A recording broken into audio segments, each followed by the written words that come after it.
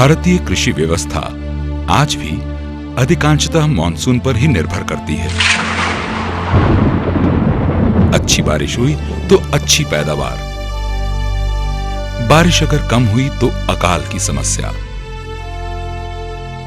अनिश्चितता की इसी स्थिति के कारण भारतीय किसान हमेशा शोषित होता आया है। कभी मौसम की बेरहमी, कभी अनाज खरीदने वाले बिचौलियों की मनमानी और कभी बाजार के उतार चढ़ाव।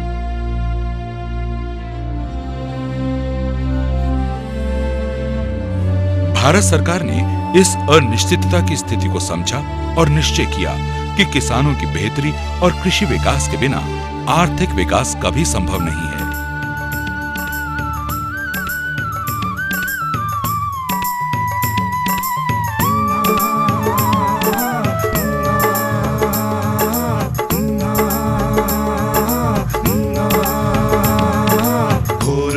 अब उठो किसानों, करो काम कुछ आज। नाज करे तुम पर हर कोई, तुम बदलो समाज। जीवन में खुशियाँ उपजाओ, खेतों में अनाज। अपने भारत देश की अब मिलकर रखनी है लाज।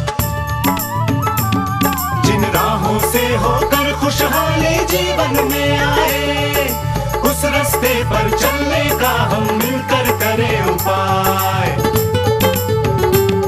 देश के अनगिनत गांवों में बसे लाखों करोड़ों किसानों की आर्थिक सुरक्षा एवं सशक्तिकरण के लिए स्थापना की गई भारतीय खाद्य निगम की, जिसके अनेक लक्ष्यों में से एक महत्वपूर्ण लक्ष्य है किसानों को उनकी उपज का उचित मूल्य दिलवाना, जिससे उनको अपनी पैदावार का अधिक से अधिक मुनाफा मिले।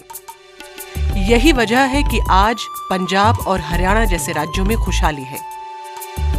किसान अपनी उपज की अच्छी कीमत पाता है और अपने साथ साथ अपनी खेती बाड़ी को भी सुदृढ़ करता है।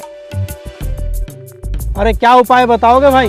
ये हैं उत्तर प्रदेश के ब्रजेश सिंह, पेशे से किसान हैं। इनकी समस्या ये है कि सालाना इन्हें उपज तो सैकड़ों टन होता है, पर मुनाफा नहीं के बराबर, क्योंकि खरीदारों के अभाव में इन्हें अनाज को हमेशा कम कीमत पर बेचना पड़ता है। सरकार हमारे लिए क्या किए है? लो भैया कर लो बात। अरे भैया पूरा महाभारत खत्म हो गई और ये पूछते हैं कि कृष्ण ने पांडवों के लिए किया क्या? भारत सरकार हर वर्ष फसलों की कटाई से पहले किसानों के लिए न्यूनतम समर्थन मूल्य की घोषणा करती है, जिसका फायदा ये होता है कि किसी भी किसान को खरीदार औने पौने दाम पर अनाज बेचने के लिए मजबूर नहीं कर सकता, क्योंकि न्यूनतम मूल्य पर भारतीय खाद्य निगम उसका अनाज खरीद लेगा। आज हर एक किसान के लिए समझदारी इसी में है कि वो भारतीय खाद्य निगम को अनाज बेचकर ज्यादा से ज्यादा मुनाफा कमाए। मजबूरी में अगर आपने कीमत कम ना की होती और बिचौलियों को नहीं बेचा होता बल्कि सरकार को बेचा होता, तो न्यूनतम मूल्य के हिसाब से 2,40,000 रुपए मुनाफा होते। अच्छा?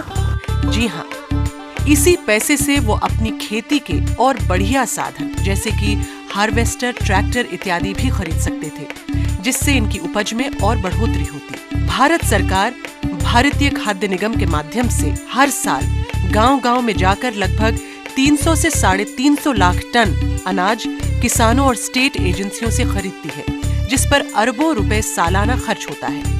निगम हमेशा ये कोशिश करता है कि किसानों को उनकी फसल की वाजिब कीमत जरूर मिले, जिसके लिए हजारों मंडियों तथा विशेष खरीद केंद्रों की स्थापना देश के दूर दराज इलाकों में भी की गई है।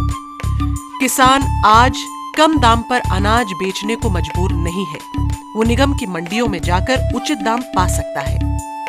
निगम की इन गतिविधियों का फायदा पंजाब, हरियाणा, आंध्र प्रदेश और उत्तर प्रदेश के किसानों ने तो उठाया ही है। अब राजस्थान, पश्चिम बंगाल और बिहार तथा उड़ीसा के किसान भी विकास के इस शोषण रहित सिलसिले से जुड़ रहे हैं। बंजर खेतों में भी डाली सबने ऐसी जान, देखो तो ये उन्नति हरे खेत खलिहान। खलिहानों में भरे अनाज जिस पे हमको हो अभिमान, अपने माल की बेहतर कीमत अब पाए हैं किसान। जिन राहों से होकर खुशहाली जीवन में आए, उस रास्ते पर चलने का हम मिलकर करें उपाय।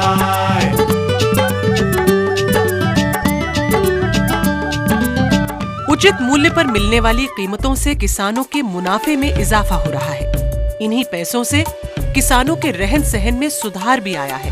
इनके पास अब खर्च करने के लिए पहले की अपेक्षा अधिक आमदनी होती है, जिसे वो खेतीबाड़ी के साथ साथ अपनी सुख सुविधाओं पर भी खर्च करते हैं।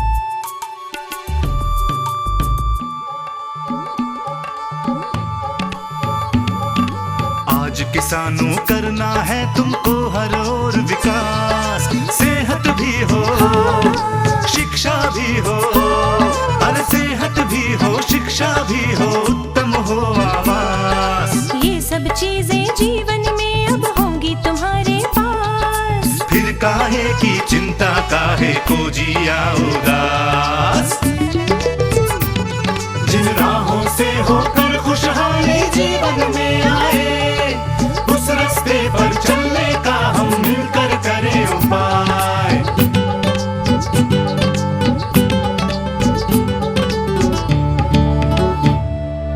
अरे भाई फसल तो बहुत अच्छी हुई है इस बार, पर तुम ये उदास क्यों बैठे हो?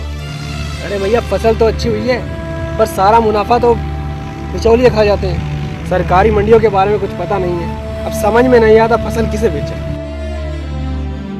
किसान अपने अनाज को देश के विभिन्न भागों में फैले निगम या राज्य सरकारों द्वारा संचालित हजारों खरीद केंद्रों में बेच सकते हैं, पर इसके लिए जरूरी है अनाज सूखा हो, यानी उसमें नमी ना हो और इसकी सफाई अच्छी तरह से की गई हो। भारतीय खाद्य निगम के खरीद केंद्र अनाज को खरीदने के लिए हमेशा तैयार हैं, चाहे किसान कितना भी अनाज लेकर आए, यानी सही तौल, तुरंत भुगतान और किसान को अपनी मेहनत का हाथों हाथ इनाम मिलता है। सुनो किसानों, जब से भारत देश हुआ आजाद, खेतों खलिहानों को तुमने खूब किया आबाद। हरित क्रांति फिर आएगी जब होगा ये याद, बेहतर बीज सिंचाई उत्तम और बढ़िया हो खाद। जिन राहों से होकर खुशहाली जीवन में आए, उस रास्ते पर चलने का हम मिलकर करें उपाय।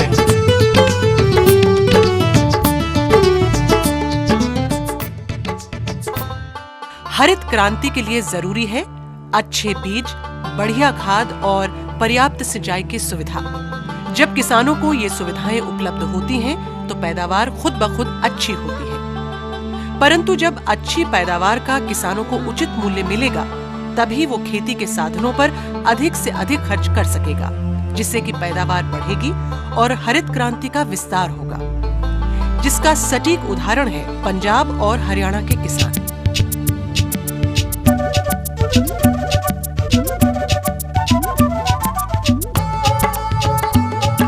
खेती बाड़ी को दे दी सरकार ने वो परवास, गांव-गांव का देखो अब तो, गांव-गांव का देखो अब तो बदल रहा अंदाज। भरे हुए गोदामों पर हम सब करते हैं नाज, एक रास्ता है, एक है मंजिल, एक है अब आवाज। भारतीय खाद्य निगम सबके जीवन में खुशियां लाए, उस रास्ते पर चलने का हम मिलकर करें उपाय।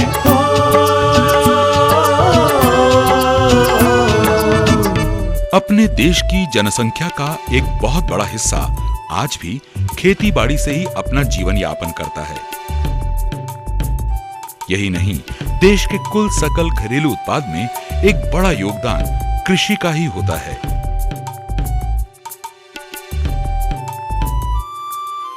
ये जिम्मेदारी सरकार की ही है कि खेती या इससे संबंधित कार्यों से जुड़े लोगों के अधिकारों की सुरक्षा निरंतर होती रहे। इसी लक्ष्य को देखते हुए निगम परंपरागत इलाकों के अलावा अन्य राज्यों से भी अनाज की खरीदारी करने लगा है और गेहूं, धान, चावल के अतिरिक्त मोटे अनाज जैसे बाजरा आदि भी लेने लगा है, जिससे किसानों को अधिक से अधिक मुनाफा हो। किसानों की बेहतरी के लिए भारतीय खाद्य निगम निरंतर प्रयत्नशील है, जिसका लक्ष्य है किसानों के लिए एक ऐसा बाजार उपलब्ध करवाना जहां उन्हें अपनी उपज की अच्छी से अच्छी कीमत मिल सके। अच्छी कीमत मिलेगी तभी इन्हें मुनाफा होगा जिससे ये अपने लिए खेती बाड़ी की और सुविधाएं जुटा पाएंगे।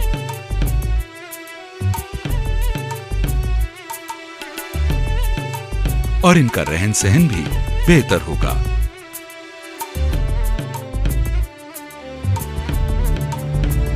भारतीय खाद्य निगम किसानों की सहायता के लिए लगातार तैयार है। जरूरत है तो किसानों की, जो निगम की इन योजनाओं से लाभ उठाएं।